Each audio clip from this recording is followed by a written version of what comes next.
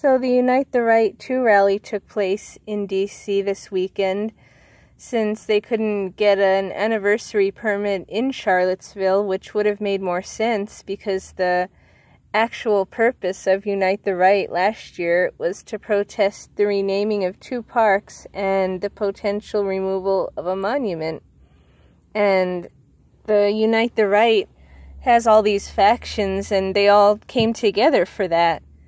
And that is a big part of why the media and the establishment, which are the same thing, demonized it so much and put it out so much misinformation, because their biggest fear is the right actually uniting and actually getting together and doing something about what they believe in. It doesn't happen much, and when it did that time, they called in the guards, and that just it went so bad. The mob attacked, and a lot of things. A lot of people got doxxed. They lost their jobs just for being there. And just like that famous video of a college kid, he had a rifle and a Confederate flag right near the monument. He said his grandfather fought in the war, and these people were in his face, and he was the one that got dragged off by the police, and his school just suspended him. He was in his 4th year. And that's just too much. And the same thing happened to other people that got fired because they their employers caved to political pressure from the left and just thought it'd be easier. Just kind of like what happens with these celebrities like Roseanne, but even more mild, because they were just practicing their First Amendment right, just speaking out, gathering, and that site even had the permit. People came from all over for it. And what's not said this year is how different these Unite the Right gatherings are, because that was that first one. It really did unite and that's what its purpose was. And even though it was led also by Jason Kessler, which I believe he's a deep state operative, because up until right after November of 2016, he was still supporting Hillary. And if anything, he's just real shady. And they saw that, and that's why not that many people went to this one. One of the reasons was, of all the people to lead the alt-right, he's not the most trustworthy.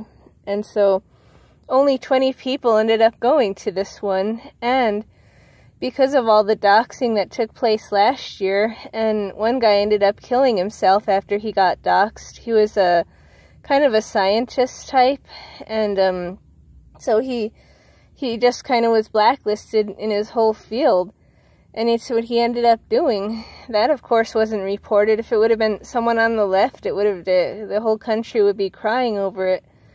But a lot of problems were caused by that. So this year, not that many went. And so, since they kind of got everyone else to the point where they didn't think it was worth gathering, there hasn't really been a big gathering since that one last year. The whole year, there hasn't really been much. And that's a big reason. People are just afraid of losing everything. They don't think it's worth it. They don't want to cause more destruction, have the other side cause more destruction just for them being there. And so what's left are the extremists that have nothing to lose. And just like last year, of course, they said there was a white supremacist gathering. And the thing is, I mean, that whole dad and Nazi, that whole term, it's been way overused. It's been misrepresented. People don't even know the definition of those anymore. But at the same time, when you get it to where the regular people can't gather, can't just come out, and so what you have left, those maybe they're white separatists now more, just like Farrakhan. He's a black separatist, but he stays on Netflix and he has his place, and not much is said about him because he's black. But he holds those same views that some of those ones there might hold, and even some might not. But the thing is that's what's left. The ones they have nothing to lose, and the separatists, they don't support Trump. They don't think he goes far enough. It's a whole other thing. So Unite the Right, it was only a handful of those people. But we know those people now aren't causing violence or jumping on cars or doing anything, because we know we would have heard about it if they did. And so the white separatists, just even like the Klan members left, they don't have any clout. They don't do anything. They might meet on their own, but they're not carrying out any big crimes, because we'd be the first to know the second they thought about it. And so if they're citizens here and they're being peaceful, they do have a right to gather. So if those were the only ones in that group, that's still okay. But the message about it being a different kind of gathering for a different purpose hasn't really gotten out. And a lot of the alternative media has gotten banned lately because they don't want the truth to come out. And CNN pushed for Alex Jones to get banned from Twitter too for a week. And Zuckerberg decided on his own to ban him from Facebook. So there's all this banning.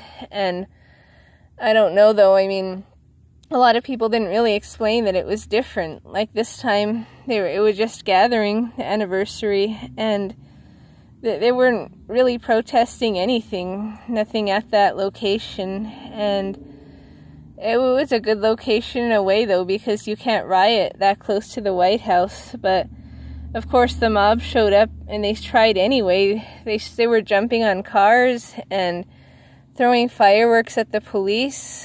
And of course, if it would have been any of those the Unite the Right people doing that, we would have heard. But all we heard about was them calling them white supremacists and gathering. So obviously they weren't the ones doing anything. And Antifa went to Charlottesville.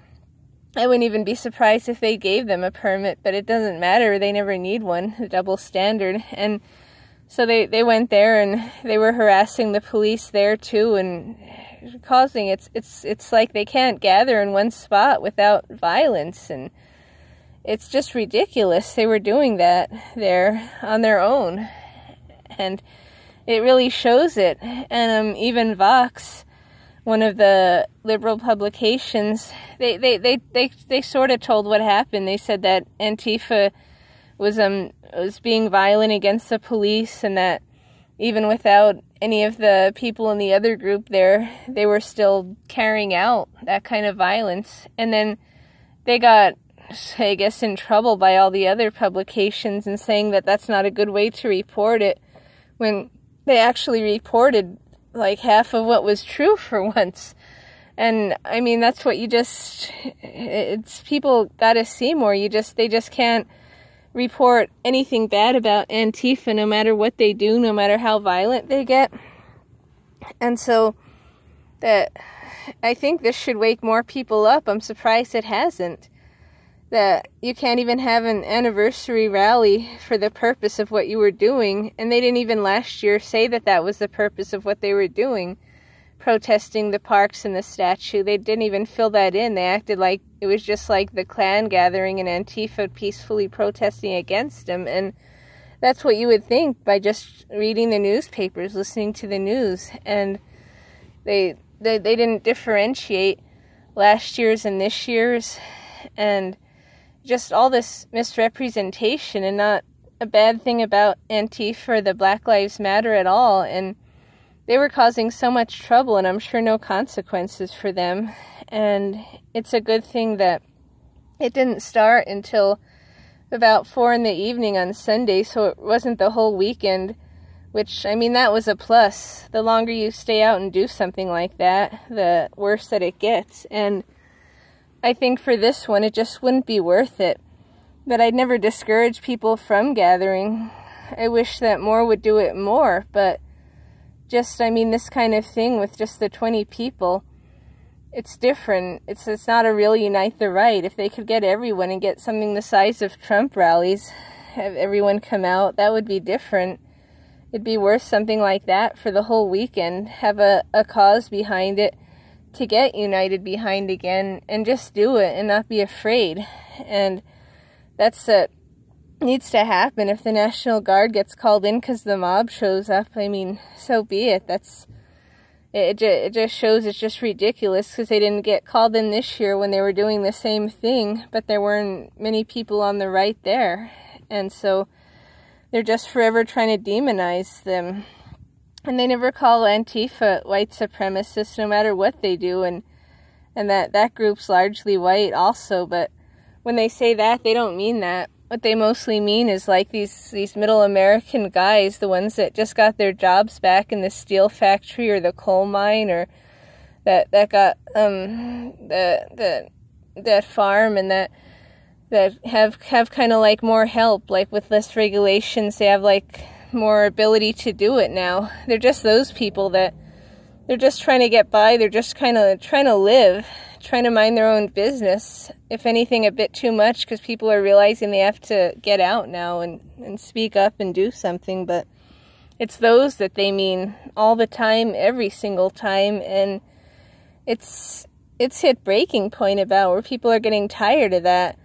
They're getting tired of these mislabels. They're getting tired of not calling out the groups that are actually doing all this stuff and accusing the others of doing this. And like when you see at Trump's rallies, he still gets all these giant crowds. They could start in the evening and people are lined up the night before. And in the summer now, when it's so hot, they still are. And the lines at over a mile of people, not cars, but people just waiting there. And in the middle of the day with umbrellas, and that's after they've slept out there on their chair at night just to get in and to be somewhat close. And even so, then there's like double the people outside that couldn't get in when he has stadiums, and that hasn't changed a bit since 3 years ago. And it's hard to believe that 3 years ago all that started. And so it's basically the fourth summer of rallies, and they're going to pick up again, so it'll be kind of like during the campaign, because these rallies are for they are campaign rallies for the election again. It's hard to believe it's almost been 2 years, but so that's what these are, as popular as ever. So it shows that when people aren't afraid to gather, there's still a whole lot of support for this movement, and it shows that, well, they don't yet get doxxed just for being there. Companies haven't gone that far yet, and hopefully they won't. They can. They shouldn't. People don't let them get away with that. There's just too many people there, I'm sure, so they can't get everyone. And when he starts having more of these 6-7 days a week, just so many people going, and you see like lines that they have to have them slink around, and there's just so many people, and it's amazing.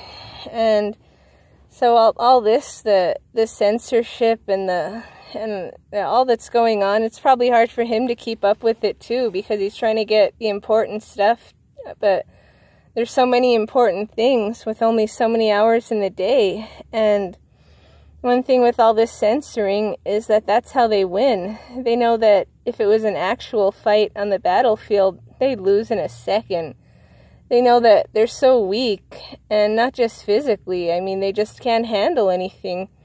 The emotions, and it's been shown on that MSNBC LGBT network that those guys on there have such low testosterone that they just are physically weak, so they can't handle any kind of this strength, kind of like what the founders had in mind, that they don't fit that mold at all.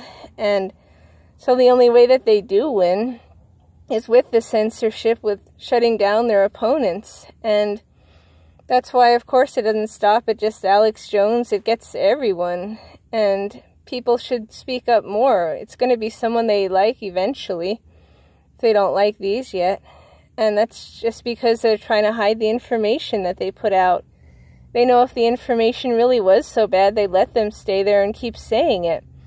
But they know it's stuff that people agree with, that people can get behind. And so, since they don't have any ideas or anything, just craziness, they censor. And that's kind of the scary part, that's the route that it's going. That's communism. That's what it is. And this isn't a communist country, so we can't put up with this lack of freedom of speech and these double standards more than anything. They never get banned. They never get fired. Nothing happens ever. And this side, you don't even do anything and they get them. And I mean, it's like this hold, and it's really like strangling people. And it's going to upset people. They don't like all these restrictions. They like being free. And when one side puts all these restrictions on, but then they don't even follow it themselves, it's just too much to take. And I hope more and more people don't accept this. There's going to have to be something. And I often think that we're going to have a revolution here just to change things, because just little by little letting stuff slip away, that's how communism gets put in. It's not all at once. It's little by little, take away a right here, put in this there, restrict this there, and then you wake up and it's so much different than what it used to be, but it was gradual. And that's what's going on with this. You censor someone, then someone else, then this, then new rules for this. Like Twitter used to say they had free speech, and then they said, well, you know, we can't always guarantee free speech. It's a slippery slope, and that's how they want to do it. But, I mean, we can't do that, so whatever it takes to get rid of this communism is going to have to be done. And I really do see a breaking point at some point, and the thing is, in addition to them wanting to censor rather than actually fight, that's especially true of now, of course, with Trump and other people in that think the same way. And they probably wouldn't mind an actual fight if it was somebody, if they were actually in charge of politics. They're in charge of everything else, but not politics for now. And if they had someone in there like Bernie Sanders who would just let them riot endlessly and give speeches about what a good job they're doing and how they should keep on doing it, of course then they wouldn't mind it, because they would just riot and they would just they could run amok with nothing. But they know that now that they have the right, has the police on their side and the president, and they just know they can't get away with that now, so they don't really want that right now. They want to, of course, on their own just riot nonstop and destroy their own neighborhoods, but they don't really want us to fight back. And that's why they don't really go so far to tip it off. But they do it through the information war instead. They censor. That's really even more dangerous. Like I said, people don't really see it coming. And if you can't get word out, and then they ban, like, everybody who's running for office that's America First, anyone who's any good, they get banned. And if they don't say anything, the ban's permanent. If they do say something, they might reinstate them after a few days or so. And all the social media networks. And that's just a real problem. That's got to stop. And that's got to be one of the priorities, because that's one of our main beliefs here. That's one of our main principles. And I mean that when people just want to do the right thing and get censored like that from people that don't have any ideas, they can't counteract it all. They just, it's never been fair between that and having these voting machines and no voter ID and this ballot stuffing, and having, like in Ohio, where people voted who were like 116, they've been dead for a while, and they were still on there and registered, and you refuse to enforce voter ID. That's just not fair. If everybody wanted that socialism, then they could just vote for that on their own, but they know they won't. They know they have to trick people into it. They know they have to hide stuff, and when all else fails, there's a voter fraud. Just like they stole the election in 1960. They've been doing that a lot. And just like with Roy Moore, and he's finally suing, well, he has been suing those women who falsely accused him, as well as this Highway 31 PAC that a lot of the Washington establishment put in place against him. So we really don't have fair elections very often, and that's really sad. That's something that really has to be changed now. And of course they have lawyers from out of state, and they're representing them for free, so it's not even like a local lawsuit type of thing. But I mean, at least he's doing something about it instead of taking it. He's never just sat there and took it, probably like they expected him just to go away. He's got to hit it where it hurts, just get him back. That wasn't right at all, and he's gone through so much, and all that wasn't right, especially this. And there was so much about that wasn't. They hit peace and everything, so it's good that he's finally doing something about that. But see, that's what I think. It's going to take some kind of revolution to really turn that around. I think either enough people don't realize that's going on, or they can't be bothered with it. It hasn't affected them too much yet that they know about. But just like this Ohio one, where that guy, I guess his wins still stands, but he barely won because of that fraud. And then when they realized how much that he had to lose by, they found all these other ballots for that opponent somehow, and it's just not an honest system. And then you get attacked by the mob for saying that it's not an honest system. And so it's a lot of what's going on. I mean, that's not good stuff. And I don't see it changing much. Like, it slowly creeps in, and it gets worse in a way, just like the sanctuary cities in California where they banned the straws because they wanted to just make the news that they were doing something during that time when Trump was getting all this other done, and they didn't want to report on how good things were, so they just took some straws. And the new cup holders, the tops that they have for those cups that they took the straws from, have about 3 times more plastic than what the straws had to begin with. So of course it's not about that. They just want to say they're doing something because they know that it's so disastrous. All the illegal aliens, I mean, taking over the cities, ruining stuff, and having things unrecognizable. And they really don't want to face that. They can see that in a way. So instead they're like, we'll just do something, we'll do this. And so that was done out there. And then Jack the baker of Colorado, he's suing the state now because after that narrow victory that he had, and the narrow meant that it only stood for that time. It didn't mean that that he barely won with the votes. It meant that it was just for then. And he didn't want to bake this other transgender person a cake. And so they're trying to say that he was discriminating then when he had just won this lawsuit 2 months ago. I'm sure it was dragged on for a long time, but the final verdict was 2 months ago. You know, that he didn't have to bake a cake for those gay couples. But now this one's doing it. Obviously, they went in there knowing that. They're just trying to get what they can. And, I mean, a lot of this whole movement, I didn't think of it much before, but when you see these trans people and they go from being like one of the genders to the other, most of the time it's the men that are changing, and they're saying they're women. They put on a wig and it's easy, and they do that. It sometimes is the opposite, but when you see mostly the men doing it, and what I realized is that that's just another way to weaken the men, like what they've been trying to do for years.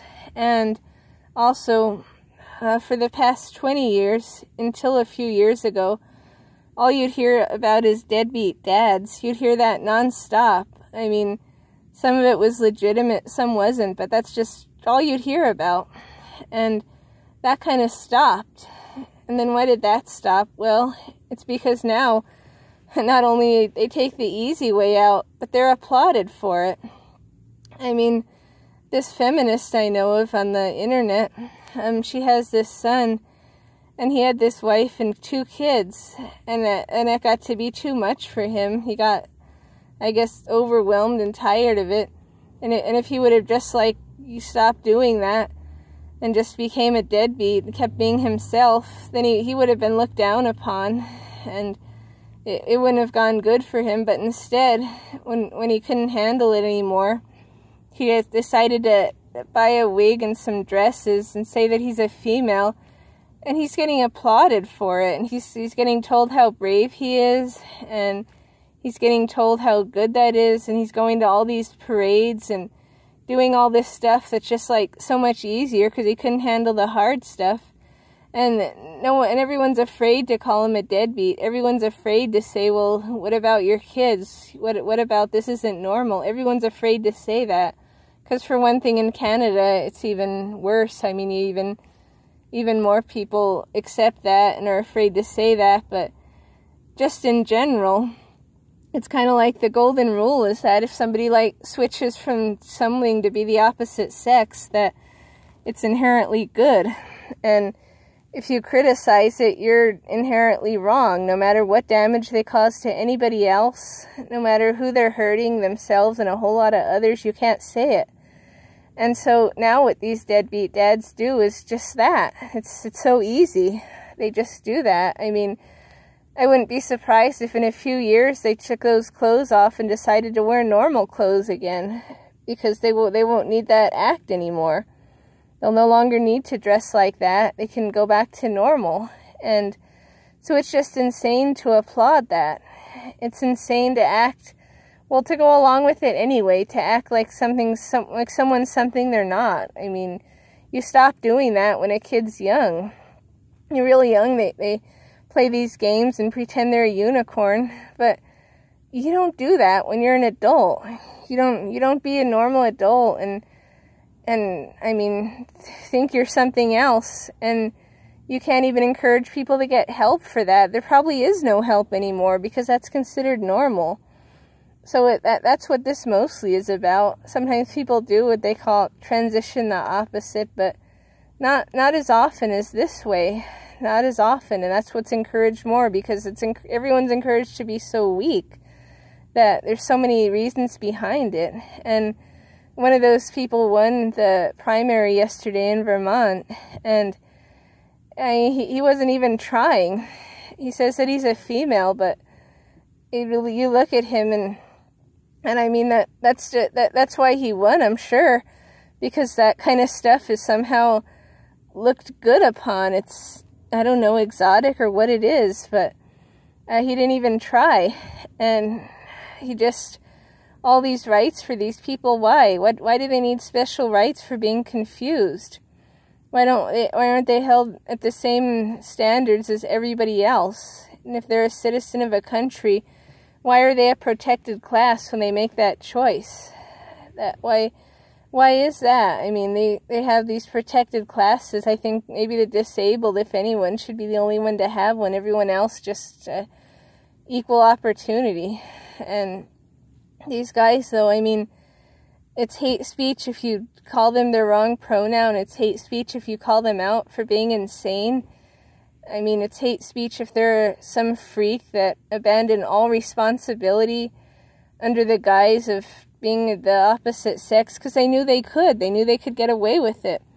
Like I say, they knew not only would it be acceptable, it would be encouraged, and they'd get all this support. I mean, so much support from people in their community, which isn't a big community, isn't as many as what people tell us. That's another reason it's annoying. They act like there's just so many people like this, and there's not. But I mean, the people that are find each other through the internet, and so they have that support. And then a lot of people's families, they're just like either brainwashed or scared, so they go along with it. They don't say anything negative, and some kind of like they want to feel they're doing something good, so they encourage it or pat them on the back for it. So I mean, really, that's like the easiest thing to do, and I think that's part of why they do it, and that's really what makes it even worse.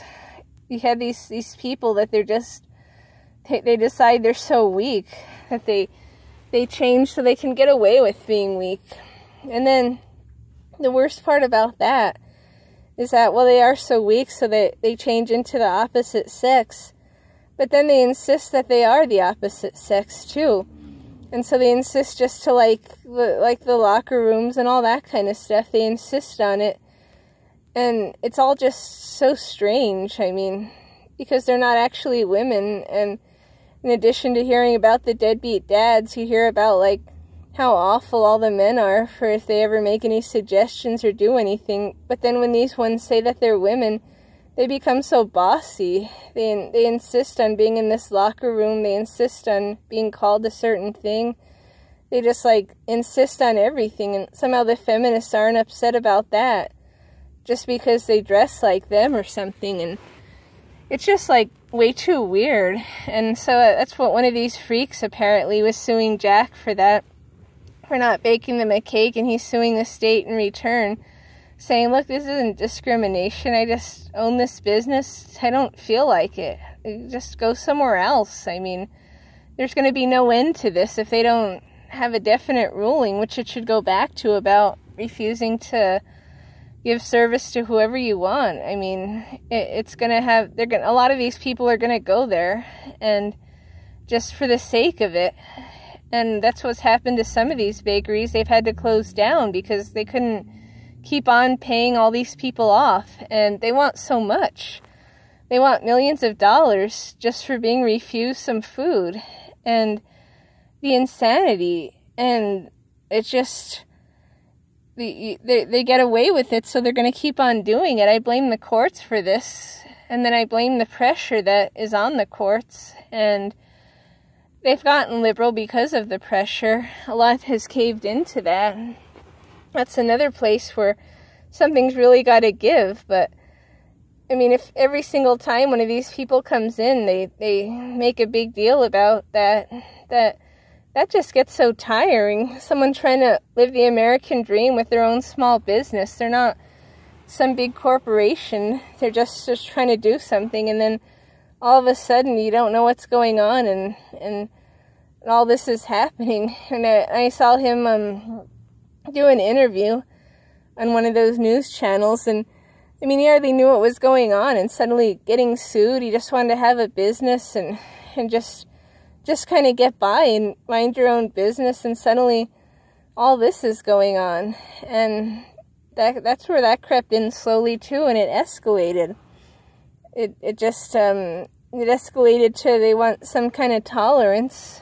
And then now, I mean, it got this hold on everybody else. And everybody else has to do what the less than 1% of the people want, with the encouragement of the establishment, because they know that these people aren't stable. So, I mean, the more they can get of them, the better, because the more it destabilizes, so the easier it is to control.